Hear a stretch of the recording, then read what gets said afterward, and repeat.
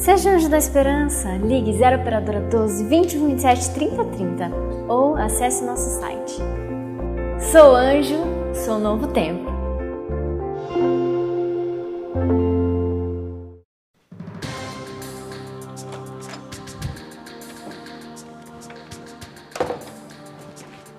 Olá! Como você sabe, o programa de hoje ele é todo especial, é um programa temático. E eu queria começar abrindo a Palavra de Deus e lendo o seguinte texto, que se encontra em Mateus, no capítulo 6, o verso 24, que diz o seguinte: Ninguém pode servir a dois senhores ao mesmo tempo, pois vai rejeitar um e preferir o outro, ou será fiel a um e desprezará o outro. Se adaptarmos para o tema que nós vamos abordar aqui, será que alguém consegue servir ao cristianismo e ao mesmo tempo a uma sociedade secreta qualquer, ou a especificamente abordada pelo tema de hoje? Como entender o assunto da maçonaria, do Illuminati, de uma sociedade secreta, baseando-se na palavra de Deus? Há algum fundamento na palavra de Deus contra ou a favor a uma seita secreta ou a uma sociedade secreta qualquer? Esta e muitas outras questões você vai acompanhar agora, pois está no ar Na Mira da Verdade.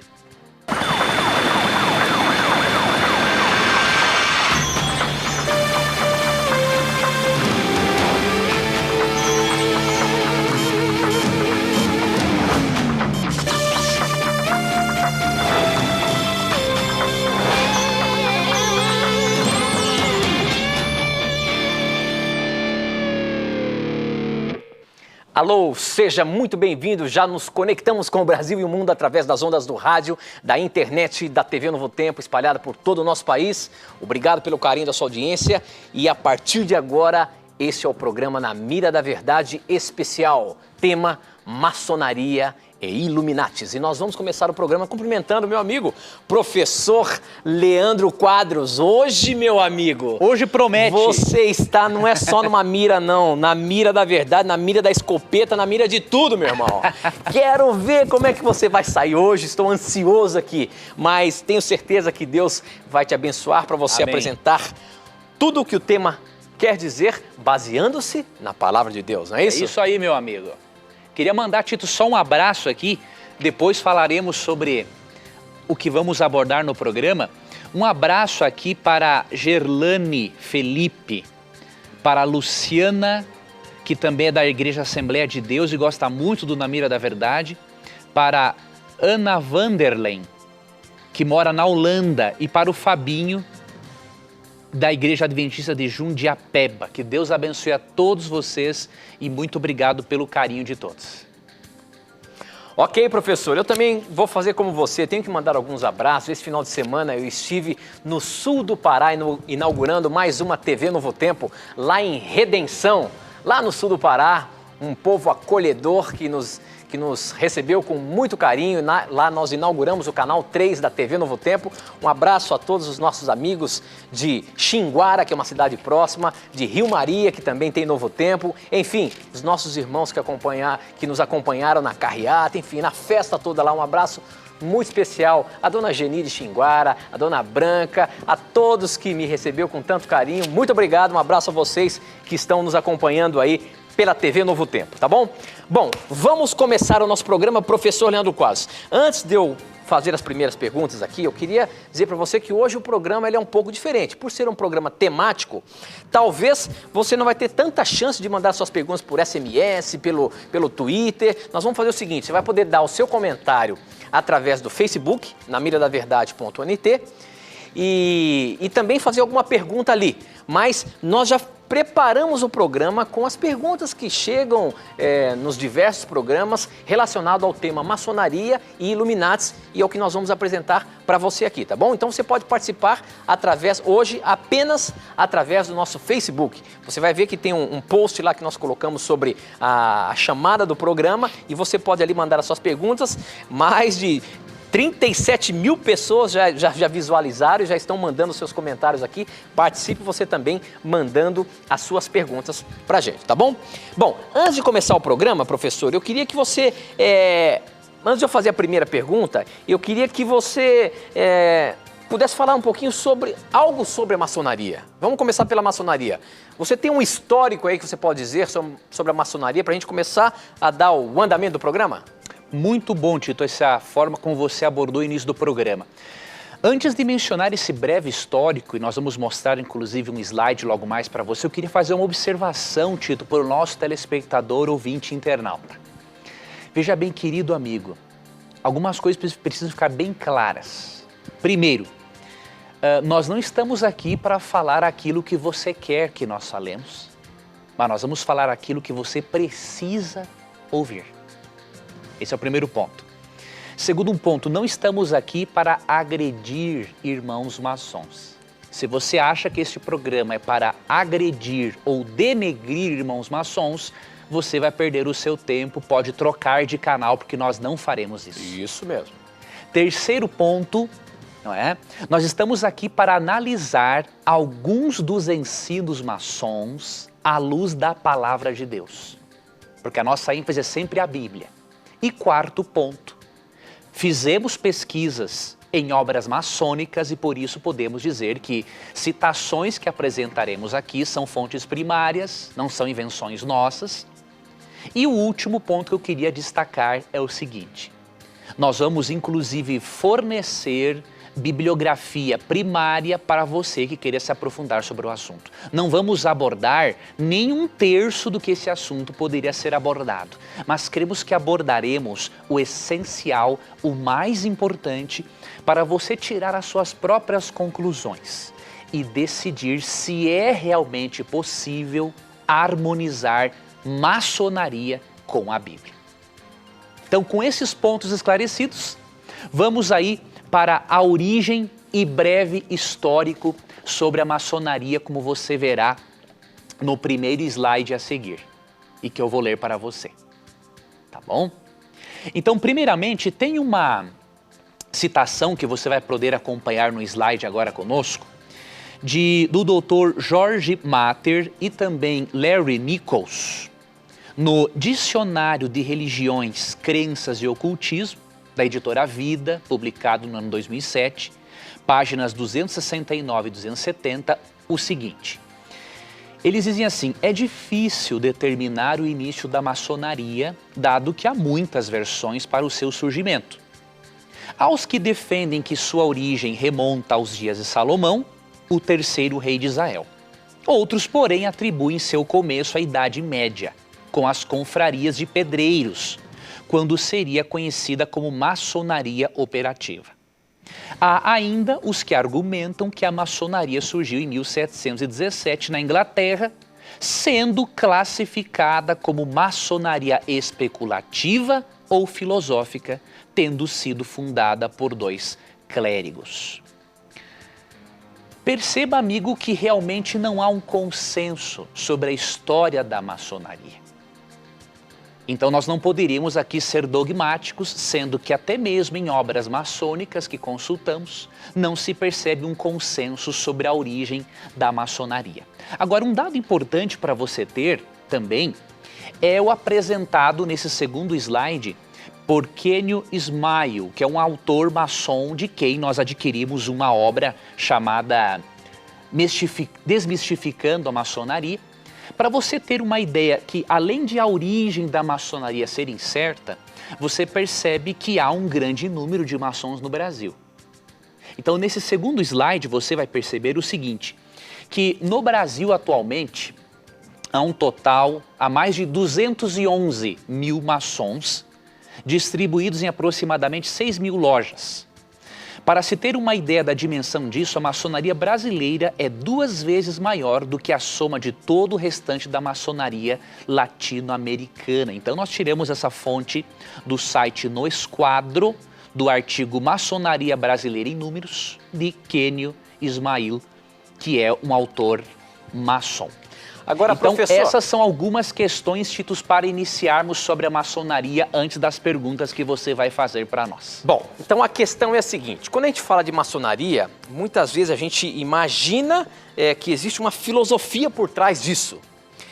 Existe alguma forma de nós passarmos isso para o nosso telespectador?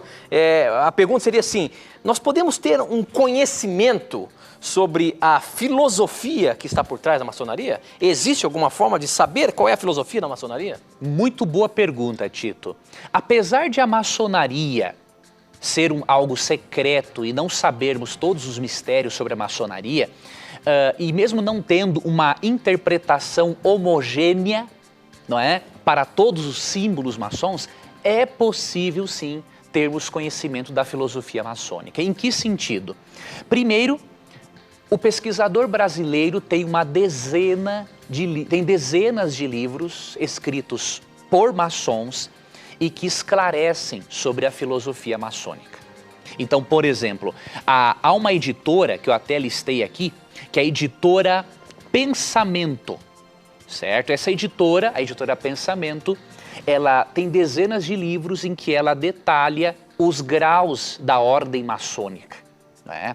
Há também autores brasileiros reconhecidos como Jorge Odum, Nicola Aslan, que é um maçom de 33º grau, Joaquim Gervásio de Figueiredo, 33º grau, Manuel Gomes, também 33º grau, Rizardo da Camino, 33º grau, e Zilmar de Paula Barros. Então, há muitas fontes sobre a maçonaria. Mas eu queria deixar um aviso para o nosso telespectador e ouvinte. Cuidado com os chamados teóricos da conspiração, que ficam criando lendas e mitos sobre os irmãos maçons.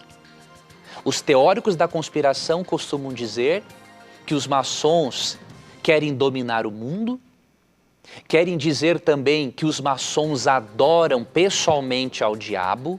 Isso é mentira, tá? O maçom crê em Deus, ele adora o que ele chama de o grande arquiteto do universo, ou seja, Gadu, Deus. Veremos que existem outros nomes na maçonaria.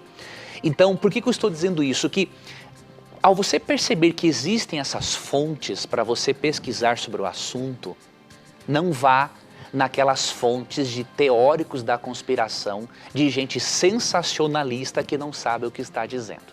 Então se baseie em fontes primárias para você não ter problema.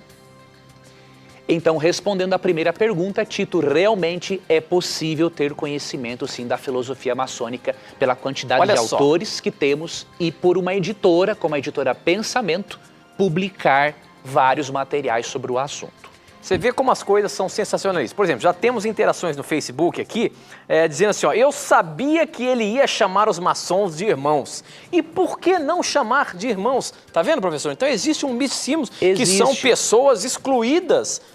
Esse é um problema. Tito, foi bom você lançar isso no ar pelo seguinte, veja bem, querido telespectador, por mais que não sejamos irmãos na fé, nós somos criados pelo mesmo Deus. Então nós chamamos os maçons de irmãos, chamamos os espíritas de irmãos, chamamos pessoas de qualquer denominação de irmãos por causa da filiação, da criação em Deus. Isso. Agora, se você quer excluir um maçom da sua irmandade, mesmo você não crendo nas mesmas coisas que ele, ou um espírito e tudo mais, nós respeitamos a sua decisão. Agora, esse programa não partilha do seu pensamento. Aqui nós não consideramos ninguém melhor do que ninguém. Todos somos pecadores, desesperadamente necessitados da graça de Cristo, e nós vamos apontar, sim, os erros maçons em relação à Bíblia. Agora, desmerecer nossos irmãos maçons, jamais, porque buscamos a Deus da mesma forma que eles. Muito bem, professor. Então, já que a gente entrou nesse assunto, a minha pergunta é a seguinte. Afinal de contas, maçonaria é uma religião? É uma sociedade? É uma irmandade? É o quê? Pois olha, Tito, este é um assunto muito importante, porque alguns maçons dizem uma boa parte, na verdade, dizem que a maçonaria não é religião. Por exemplo, eu queria mostrar uma citação, que é agora do próximo slide, de um autor que eu já citei aqui, Kenio Ismail, que ele afirma, ele dá a entender que a maçonaria não é uma religião, mas nós vamos provar no programa, com base na informação de próprios maçons, que a maçonaria, mesmo não querendo ser, é uma religião sim. Então eu queria chamar esse próximo slide, intitulado A Maçonaria é ou não é uma religião? E aí eu queria mostrar essa citação tirada de uma obra maçônica que nós adquirimos aí para a pesquisa e para também informar ao nosso telespectador. Então esse slide diz o seguinte: de acordo com esse autor maçom, a maçonaria é uma espécie de escola cujo objetivo é o desenvolvimento moral, intelectual e espiritual de seus membros. Bom, isso é o que um autor maçom afirmou. Agora, se você perceber o que outros autores maçons dizem, você perceberá que a maçonaria não é só uma escola, ela é uma religião sim. E por quê? Veja esse próximo slide agora, que tem uma citação de Albert Mackay, um autor maçom de grande relevância mundial. Então nesse próximo slide você vai ler o seguinte, com base na citação da enciclopédia dele, Mackay's Enciclopédia, terceira edição, volume 2, página 847. A maçonaria pode corretamente designar-se uma instituição religiosa. Veja seus landmarks, que é o mesmo que marcos. Marcos ou itens são marcos, itens absolutos da maçonaria, não é? Vejam seus marcos, suas cerimônias sublimes, seus profundos símbolos e alegorias, todos inculcando doutrina religiosa, ordenando a observância religiosa e a verdade religiosa. Olha essa afirmação dele que você vê aí em vermelho, em destaque. Quem pode negar que ela é eminentemente uma instituição religiosa? Abrimos e fechamos nossas lojas com oração, invocamos a bênção do Altíssimo sobre todos os nossos trabalhos, exigimos de nossos neófitos uma profissão de fé confiante na existência e no cuidado providencial de Deus. Então, de acordo com este próprio autor maçom, a maçonaria é sim uma religião, mesmo que seus adeptos não queiram aceitar isso. E mais um detalhe, Tito, muito importante. Há uma enciclopédia de filosofia de William Alston que nos mostra que uma religião, que uma instituição considerada religião, ela tem pelo menos 9 características. E nós vamos mostrar no próximo slide que a maçonaria tem as 9 características e não tem como negar isso. Vamos para o próximo slide, que diz o seguinte: quais são as características de uma instituição que é uma instituição religiosa? Primeira, a crença num ser ou seres sobrenaturais. Os maçons têm essa primeira característica. Segunda, a distinção entre objetos sagrados e profanos. Os maçons têm essa característica. Atos rituais orientados por estes objetos ou símbolos, não é? Os maçons se enquadram nisso. Um código moral com sanção divina. Os maçons possuem isso. Sentimentos religiosos despertados por objetos ou rituais sagrados e relacionados, em teoria, com Deus ou deuses.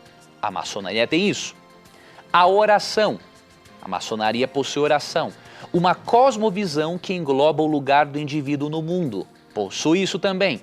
A organização da vida ao redor dessa cosmovisão. Existe isso na maçonaria.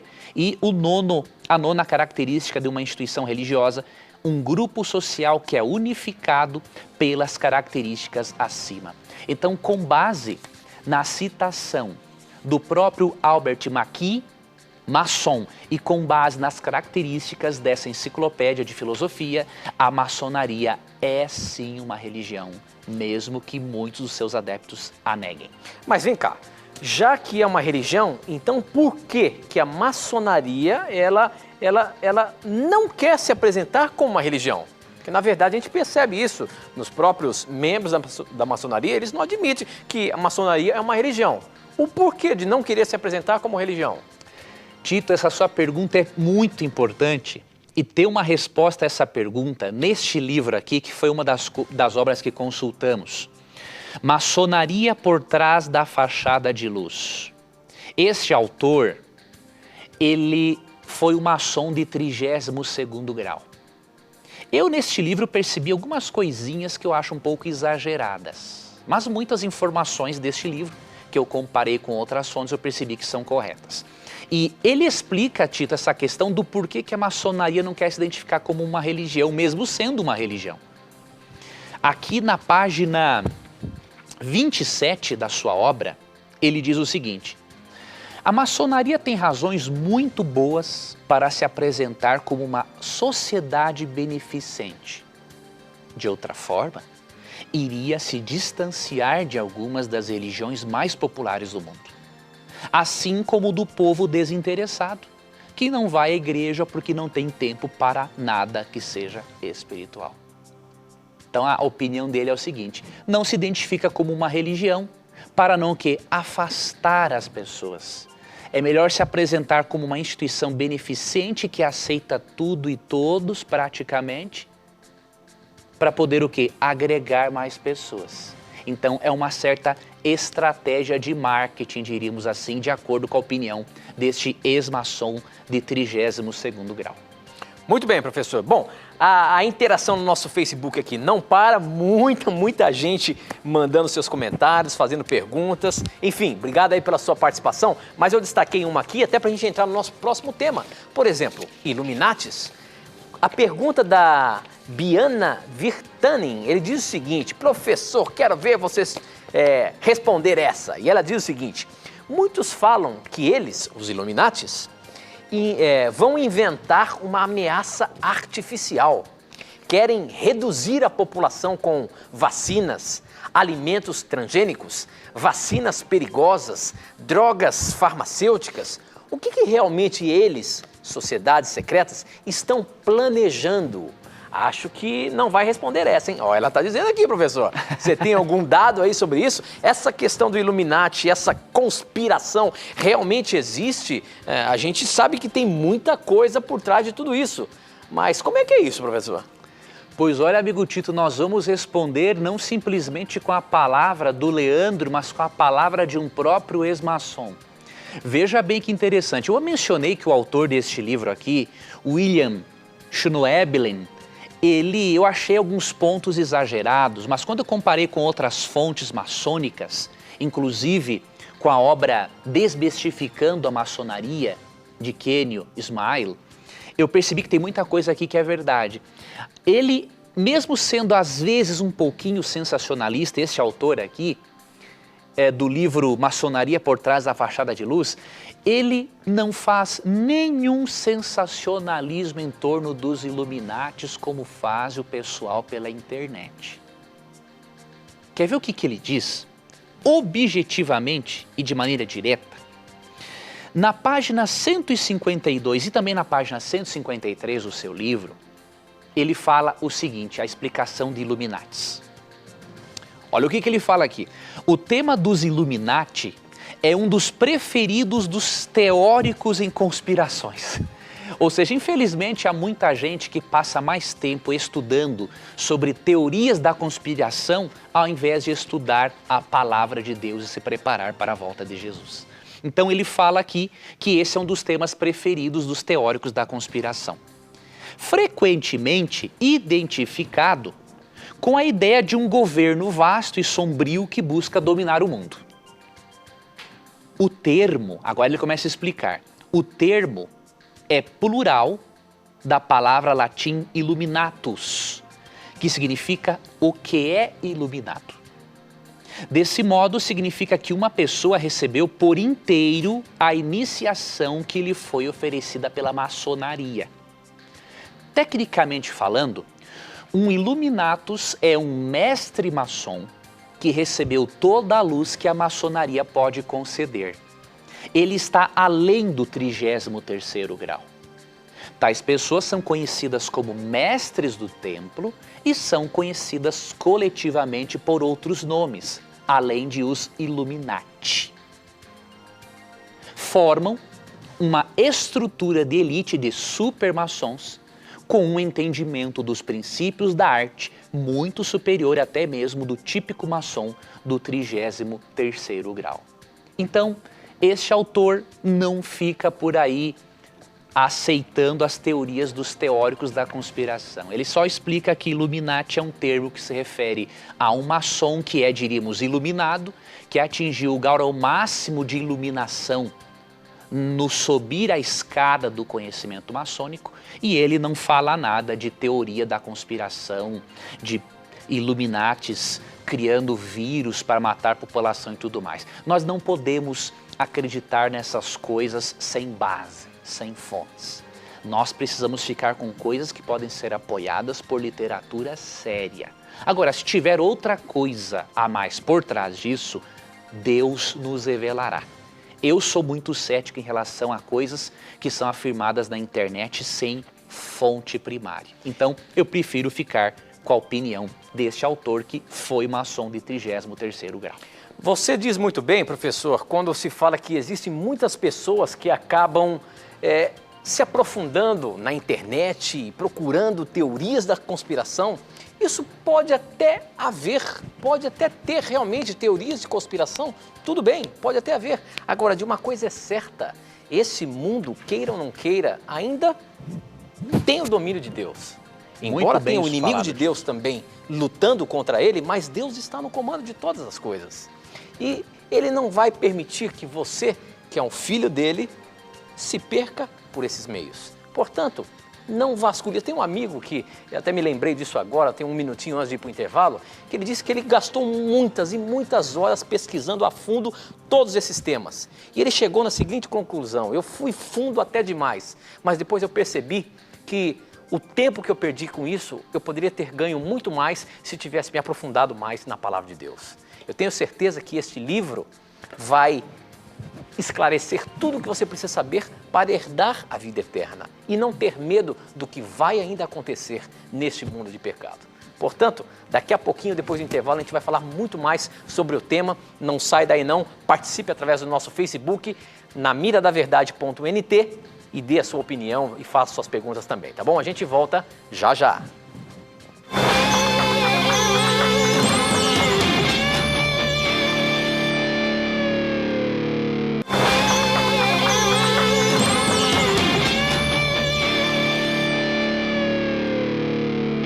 Já estamos de volta, agora são 21 horas e 33 minutos, estamos ao vivo. Este é o programa Na Mira da Verdade, aqui na TV Novo Tempo. Um abraço todo especial aos nossos ouvintes da rede de rádio que estão conectados com a gente. Nós estamos ao vivo também através da Rádio Novo Tempo, onde quer que você esteja nos ouvindo. Um abraço carinhoso a você que está nos acompanhando aqui dos estúdios da Novo Tempo, tá bom? Bom, professor Leandro Quadros, nós já vamos começar agora entrando mais na questão bíblica do assunto, do tema, sobre maçonaria, Illuminati. Vamos lá, meu amigo. E a minha pergunta é a seguinte, professor: qual é o lugar da Bíblia na maçonaria? Existe espaço da palavra de Deus na maçonaria, meu amigo? Olha, aqui a coisa começa a ficar interessante pelo seguinte aspecto.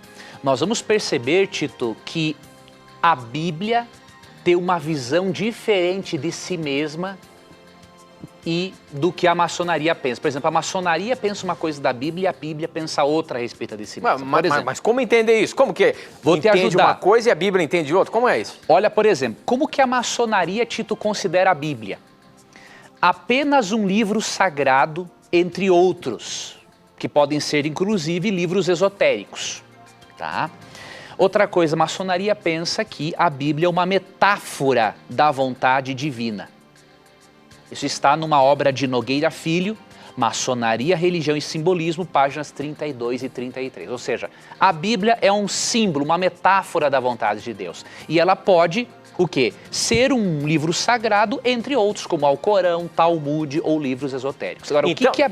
Então você quer me dizer o seguinte: na verdade, tudo depende. Pode ser que num país onde a força é islâmica, ele não vai ter a Bíblia ali, vai ter o... Qual deles? O Alcorão. Alcorão. Então esse que vai ser a peça fundamental. Num país cristão, vai ser a Bíblia. Exatamente. Num país budista, vai ser os livros de... É mais ou menos isso? É isso mesmo, amigo. A Bíblia não é absoluta. Okay. E a Bíblia é só uma metáfora da vontade de Deus. Agora, olha, Tito, o que a Bíblia diz sobre ela mesma. E é bem diferente. Qual é o livro aí, meu amigo? 2 Timóteo 3,16. Eu até vou pedir, Tito, para você ler alguns textos comigo, amigo. Ok. Abra aí, Tito, em João 17,17. Enquanto eu leio 2 Timóteo 3,16 para ver se esse texto se harmoniza com a compreensão da maçonaria a respeito da Bíblia. João 17,17, né? Isso. Ok.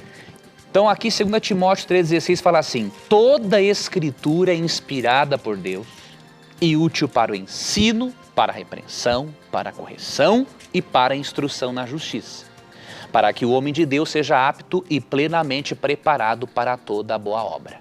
Primeiro ponto, a Bíblia diz que toda ela é inspirada por Deus e é absoluta. Olha o que diz esse texto agora que o Tito vai ler para nós de João 17,17. João 17,17 diz o seguinte: que eles sejam teus por meio da verdade. A tua mensagem é a verdade. Olha que interessante, aí Cristo fala que a palavra de Deus é a verdade. Ele não admite outras fontes literárias como fonte de verdade absoluta. E mais, em Lucas 24, 27 e 44, quando Jesus explicou assuntos espirituais para os seus seguidores, Cristo utilizou unicamente a Bíblia. Então, a maçonaria vê a Bíblia como uma metáfora da vontade divina e a Bíblia, e a própria Bíblia vê a si mesma como a revelação escrita da vontade de Deus, como uma verdade absoluta. Então, neste primeiro ponto já percebemos, maçonaria e Bíblia não se combinam. Bom, então já que existem, eles podem adotar vários livros, a Bíblia, o Ancorão, enfim, outros livros esotéricos, como que a gente pode chegar à seguinte pergunta: qual é o Deus da maçonaria? Esse aqui também é um assunto muito sério, Tito. Por exemplo, na maçonaria, Deus é conhecido como o grande arquiteto do universo, ou seja, Gadu. Até aqui tudo bem. Isso é verdade, Deus é o grande arquiteto do universo.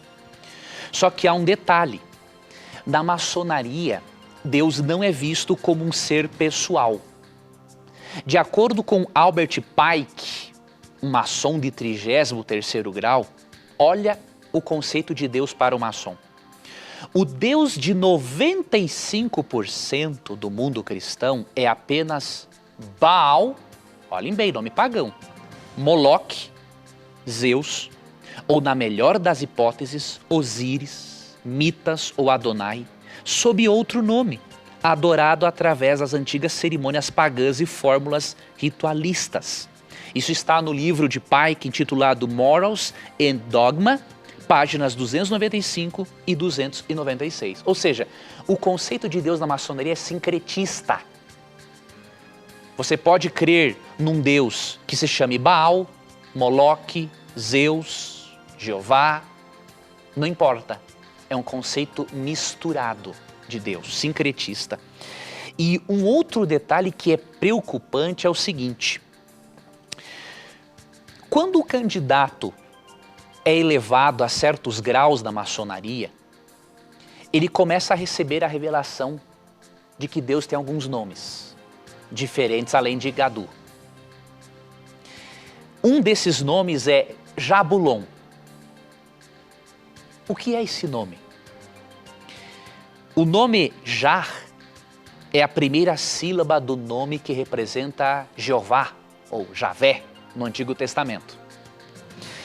A segunda sílaba Bul se refere ao deus Baal, um deus pagão horrível mencionado no Antigo Testamento, que era adorado por Jezabel e Acabe. E a terceira sílaba On se refere ao deus egípcio, ao deus Sol egípcio. Então o que acontece? o candidato maçom recebe a revelação de que o nome de Deus é Jabulon, é uma mistura de um nome hebraico para Deus, judaico-cristão, e mistura de 2 nomes pagãos. Só que tem um detalhe, Deus não aprova que os seus filhos peguem o seu nome e coloquem num liquidificador espiritual e tornem Deus Jabulon. Você quer ver o porquê? Em Êxodo capítulo 20, verso 7, percebemos que Deus é muito zeloso com o seu próprio nome, porque o seu nome é sagrado. Então em Êxodo 27 diz assim, não tomarás em vão o nome do Senhor o teu Deus, pois o Senhor não deixará impune quem tomar o seu nome em vão. Misturar o nome de Javé com o nome de Baal e com o nome do Deus Sol, com Deus On, é blasfemar o nome de Deus. E mais um detalhe, chega um momento em que a pessoa recebe na maçonaria, Tito, a revelação de que o nome de Deus é Abaddon. Você sabe, amigo telespectador e ouvinte da Rádio Novo Tempo, que nome é este na Bíblia? Se você ler Apocalipse 9:11, você vai perceber que o nome Abaddon se refere ao anjo do abismo, ou seja, ao diabo. Não estou dizendo que o irmão maçom é satanista, longe disso. O irmão maçom busca adorar a Deus. Só que o nome utilizado não é um nome bíblico para Deus, é um nome para um ser maligno. Deixa eu até ler aqui o verso. Leia, meu amigo. Apocalipse 9:11 diz o seguinte, eles tinham um rei que os governava, que era o anjo que toma conta do abismo. O seu nome em hebraico era Abaddon e em grego Apolion. Isso quer dizer o destruidor. Tá aí, Tito.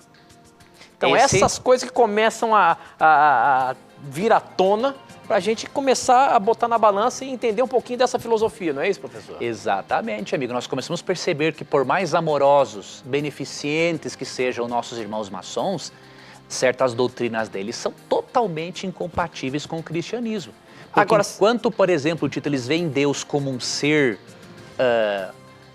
uma mistura de deuses, a Bíblia fala, por exemplo, em Deuteronômio 6:4 e 5, que Deus é o único Deus.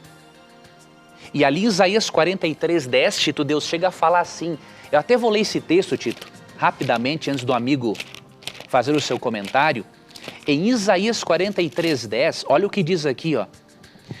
Vocês são minhas testemunhas, declara o Senhor, e meu servo a quem escolhi, para que vocês saibam e creiam que em mim, e entendam, que creiam em mim e entendam que eu sou Deus.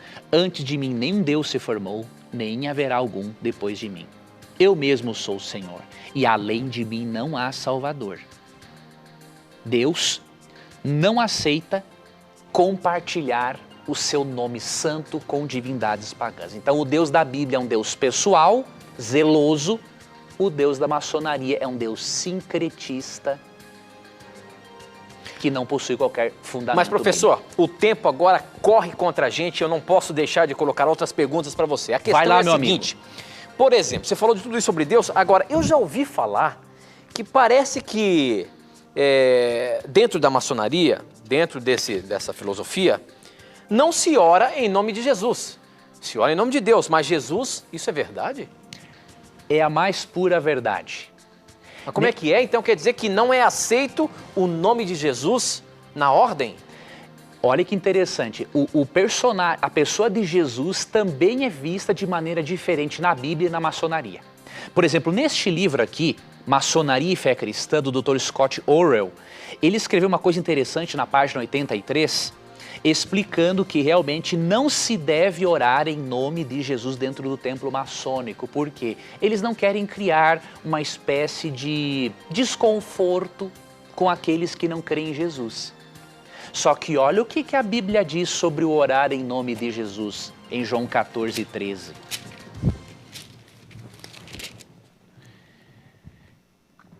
E eu farei o que vocês pedirem em meu nome, para que o Pai seja glorificado no Filho. O que vocês pedirem em meu nome, eu farei. A Bíblia é clara em dizer, nós devemos orar em nome de Jesus. Porque de acordo com 1 Timóteo 2,5, ele é o único mediador entre Deus e os homens. E aí eu faço uma pergunta.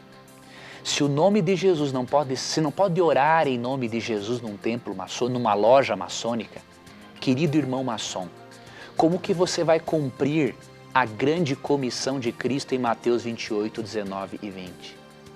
Ele diz assim, ide, fazei discípulos de todas as nações, batizando-os em nome do Pai, do Filho e do Espírito Santo, ensinando-os a guardar todas as coisas que os tenho dito. Como que você vai testemunhar de Jesus num lugar em que você não pode orar em nome de Jesus? Aí vem a seguinte pergunta, professor. Afinal de contas, então, como uma pessoa é salva na maçonaria?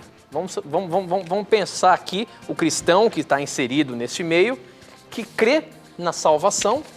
Como que a gente pode entender, então, essa questão da... Como que a pessoa é salva segundo a maçonaria? Existe alguma resposta no conteúdo primário aí da maçonaria? Tem alguma explicação? Existe, amigo. Antes, uma informação muito importante. Enquanto que para a maçonaria Jesus era um mestre da moralidade, a Bíblia ensina que Jesus é Deus no mais pleno sentido da palavra. Isso mesmo. Então, meu amigo maçom, se Isaías 9,6 fala que ele é o Pai da eternidade, se Colossenses 2,9 diz que nele habita toda a plenitude da divindade, se Atos 4,12 fala que não há salvação fora dele, como que você vai dizer que ele é só um mestre de moralidade? Veja, ou você aceita o que a maçonaria diz, ou aceita o que a Bíblia diz sobre Jesus. Não tem como harmonizar as duas coisas. Agora, e sobre a salvação? Para a maçonaria, o ser humano não é visto como um ser, diríamos assim, pecador. Simplesmente um ser que precisa adquirir mais crescimento, mais desenvolvimento. Ele precisa ser mais iluminado, tá? Os conceitos de pecado e arrependimento também não existem, né, nas obras maçônicas, como é ensinado aos aprendizes. Então não se percebe isso, não se percebe uma ênfase na necessidade humana de ser salvo da morte eterna e do pecado. Já a Bíblia, por sua vez, diz que o ser humano, mesmo sendo o melhor da criação de Deus, por ter sido feito à imagem e semelhança de Deus, segundo Gênesis 1, 26 e 27, o ser humano acabou se tornando o pior da criação, de acordo com Romanos 3, porque ele se depravou totalmente. E aí a Bíblia diz que por causa disso, o ser humano precisa ter na sua vida, muito claro, conceitos de pecado e arrependimento. Para quê? Para ele sentir necessidade de um Deus Salvador. E aí eu vou ler Atos 2, 37 e 38, outro texto que não se harmoniza com a compreensão maçônica sobre salvação. Atos 2, 38. Respondeu Pedro, arrependam-se e cada um de vocês seja batizado em nome de Jesus Cristo, para perdão dos seus pecados e receberão o dom do Espírito Santo. Enquanto que na Bíblia, Tito, a salvação é um dom, é um presente vindo somente por meio de Cristo e que o ser humano não pode adquirir com suas próprias obras, de acordo com Efésios 2, 8 e 9, na maçonaria o indivíduo pode ser iluminado pelo conhecimento, pelas suas próprias obras. Ou seja, contradiz a Bíblia novamente. Mas vamos lá, o nosso Facebook tem muita gente falando aqui. Eu queria pegar um comentário aqui do Ed Carlos Vilhena. Ele diz o seguinte: eu gostaria de saber de vocês por que existem pastores de outras denominações que são maçons, de onde eles se baseiam que podem ser pastores e maçons. E na Igreja Adventista existem também pastores maçons? E aí, professor? Muito boa essa pergunta. Existem pastores maçons de muitas igrejas, mas o são por ignorância ou desonestidade intelectual. Por quê? Quando você começa a analisar a maçonaria, você percebe que é uma fraternidade realmente de irmãos que estão dispostos a fazer o bem pela humanidade. Como diz um ditado maçom, o objetivo do maçom, né, é fazer masmorras para as drogas e para o vício. Eles querem realmente influenciar a sociedade para o bem. Agora, se você comparar a maçonaria com a Bíblia, conceitos maçons sobre Deus, sobre Jesus, sobre a Bíblia, sobre a salvação com a maçonaria, você vê que é uma incoerência total. Então, eu acredito que muitos se filiam à maçonaria dizendo que são cristãos por ignorância, porque base bíblica é impossível. Não é? E até nós vamos comentar mais para frente se é possível um cristão ser maçom ao mesmo tempo com coerência. Agora, então me diga uma coisa. A ética maçônica, ela é cristã? Olha, a maçonaria... Podemos considerar uma ética cristã ou não? Muito boa, Tito, também essa pergunta. A maçonaria, como nós destacamos, os maçons são muito preocupados em melhorar a sociedade. Porém, tem uns aspectos éticos da maçonaria que não são cristãos. Quais, por exemplo? Veja bem, na Bíblia, todas as pessoas são iguais e não se deve supervalorizar uma pessoa por ela ser mais abastada do que outras. Isso você lê, por exemplo, em Tiago 2, 2 a 5. Olha o que diz o texto. Tiago 2, 2 a 5 diz assim: Suponham que na reunião de vocês entre um homem com um anel de ouro e roupas finas, e também entre um pobre com roupas velhas e sujas. Se vocês derem atenção especial ao homem que está vestido com roupas finas e disserem, aqui está um lugar apropriado para o Senhor, mas disserem ao pobre, você fique em pé ali, ou sente-se no chão, junto ao estrado onde ponho os meus pés, não estarão fazendo discriminação, fazendo julgamentos com critérios errados? Já na maçonaria, são convidados para fazer parte da fraternidade pessoas mais da alta elite. A Bíblia não reconhece esta distinção social. Tiago diz que não se deve tratar melhor um rico do que um pobre. Já a maçonaria escolhe pessoas da alta elite da sociedade. Uma outra questão ética também interessante é a questão dos juramentos.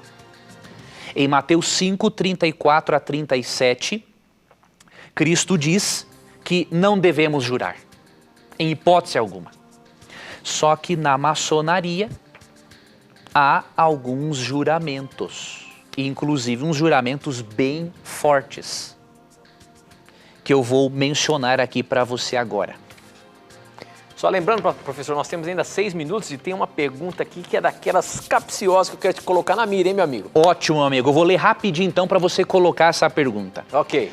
Enquanto que Jesus fala em Mateus 5, 34 a 37 para não jurarmos, olha o tipo de juramento que é ensinado na maçonaria. Isso aqui está no livro Ritual e Instruções do Aprendiz Maçom do Rito Escocês Antigo e Aceito, publicado por Grande Oriente de São Paulo, ano de 1984, páginas 94 a 98. Parte do ritual diz o seguinte: eu juro e prometo de minha livre vontade, pela minha honra e pela minha fé, em presença do Supremo Arquiteto do Universo, que é Deus, e perante esta Assembleia de Maçons, solene e sinceramente, nunca revelar qualquer dos mistérios da maçonaria que me vão ser confiados. Olha isso aqui.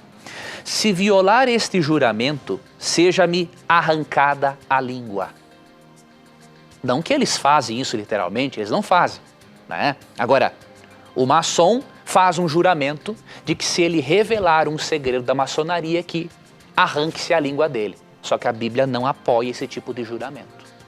Então você percebe mais uma vez que nesse aspecto, não é, a ética maçom, ela não é uma ética cristã. Muito bem.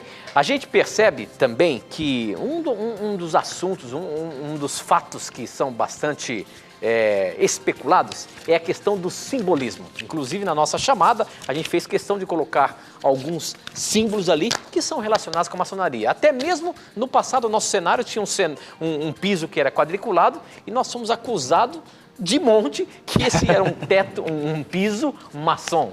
Mas, enfim, professor, essa questão de simbolismo está relacionado muito com religiões ocultas. A maçonaria e as religiões ocultas, há algum vínculo? Maçonaria e religiões ocultas, então, a gente, depois de ver tudo isso que você apresentou pra gente aí? Pois olha, amigo Tito, existe realmente um vínculo na simbologia da maçonaria, alguns símbolos com as religiões ocultas, mas eu queria destacar uma coisa, porque muitos cristãos, infelizmente, desinformados, têm manchado o caráter de muitos irmãos maçons. Isso é errado. Temos 4 minutinhos, professor. Então vamos lá. Eu queria mostrar um próximo slide para o nosso telespectador, que tem uma opinião muito interessante de uma autora chamada Rosemary Ellen Gilley, que diz o seguinte: é impossível manchar o caráter de tantos maçons ilustres com adoração ao diabo. Primeiro ponto, pode deixar o slide aí. É errado dizer que os irmãos maçons adoram ao diabo. Quem fala isso é um desinformado, é um fanático religioso e precisa rever os seus conceitos. E, por outro lado, nós não podemos dizer que o símbolo em si é um problema, porque de acordo com Kenio Ismail, um maçom, ele está totalmente certo em dizer o seguinte: os símbolos formam a base didática não somente da ordem maçônica, mas de toda a humanidade. Ou seja, toda a humanidade se utiliza de símbolos para comunicar ideias.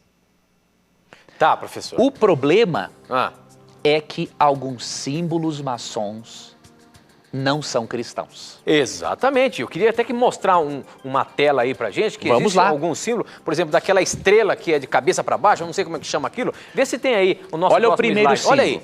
O que é isso daí, professor? Esta é a estrela pentalfa. Essa estrela invertida, E parece que tem um bode ali no meio. ela é um sinal utilizado no satanismo.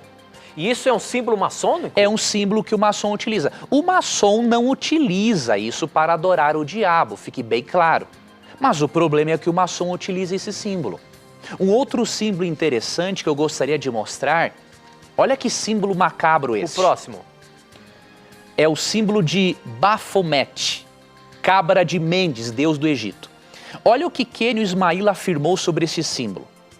Ele argumentou no livro dele, Desmistificando a Maçonaria, Temos 2 minutinhos, professor. Páginas 30 e 31, ele argumentou que a Igreja Católica difamou a maçonaria.